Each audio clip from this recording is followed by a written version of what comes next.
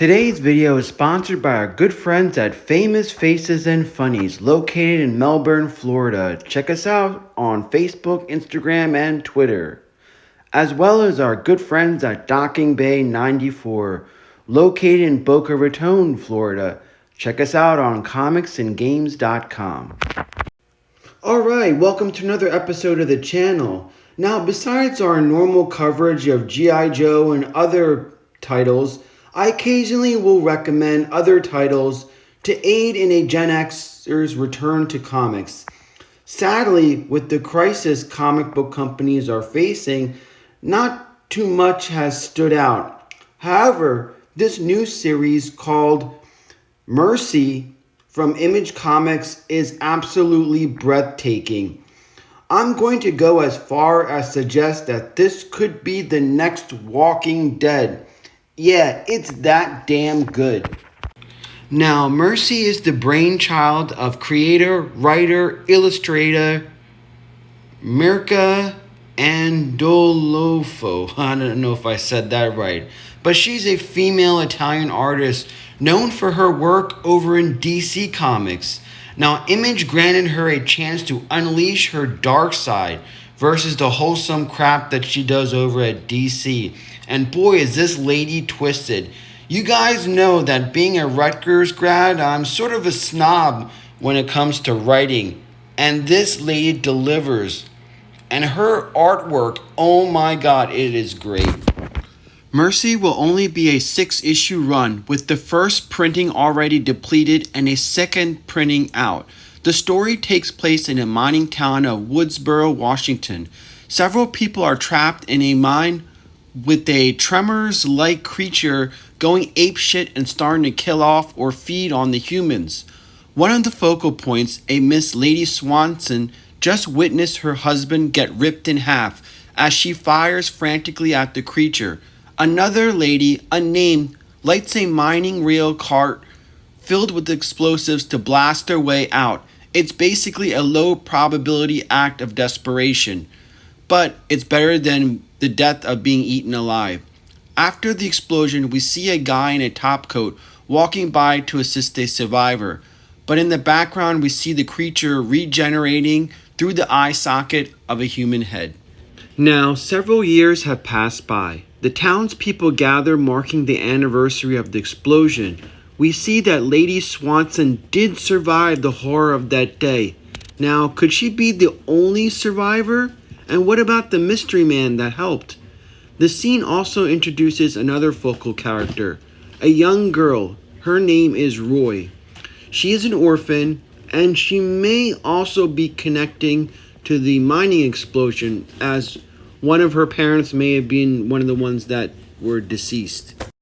Now, note that during the ceremony, these two deadbeats begin to heckle Lady Swanson.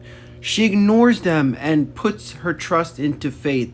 There's a religious undertone in all of this, like uber religious people. Now, Rory, the little girl, runs out and into the brother-sister team of Jonathan and Betsy. We'll know more about Betsy a little bit later.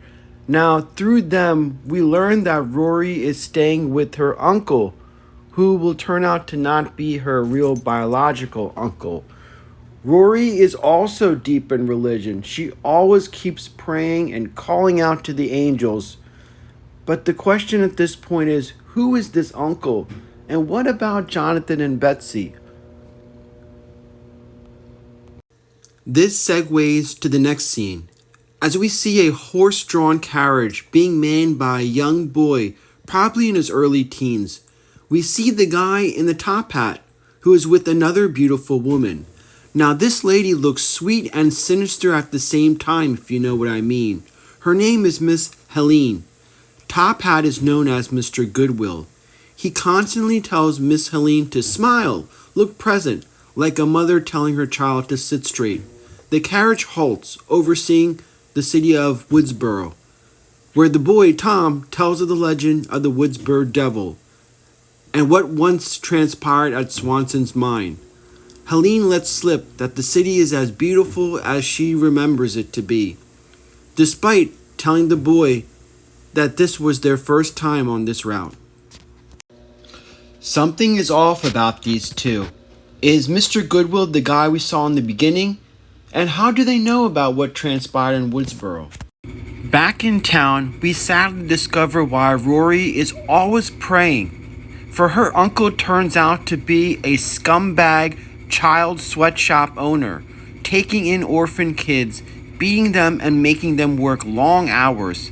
To add, she prays for her mother's return, whom she has never met, and that her father abandoned her to the streets. That is very tough.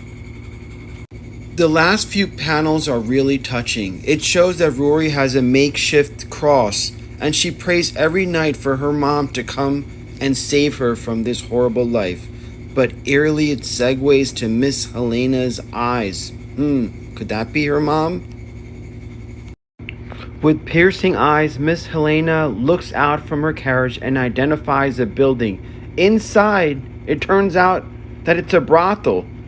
And we see that Betsy in the bottom panel is engaging in some activity with those two guys that was heckling Miss Swanson during the ceremony.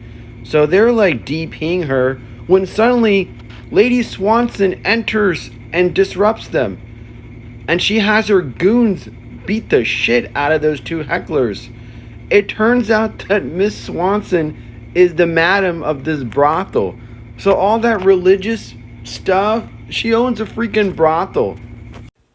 Talk about sacrilegious. She elects to spend the night there, for she feels an episode about to occur. She has PTSD from the mining horror, and images of the monster pop in and out of her dreams. And you see she's like basically clawing the guy Joel who's trying to snap her out of it.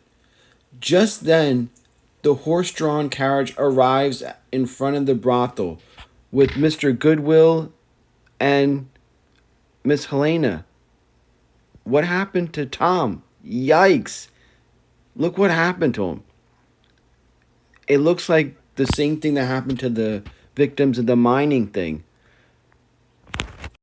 The police stop them and inform them that there's a curfew in this town. And they say, no, we're just passing through and we're going to rest up. They have this, and look at Helena's face from killing that boy Tommy. There's something freaking creepy about this woman and that man. And I am so excited about part 2, the second issue of this. And I'm telling you, this is going to be made into the next comic-based movie or TV show. It has the beginnings of something special. Well, I hope you enjoyed this recap of Mercy. And up next is going to be the G.I. Joe non-Hammer comic recap for issue number 5. Thanks, guys, and stay safe out there.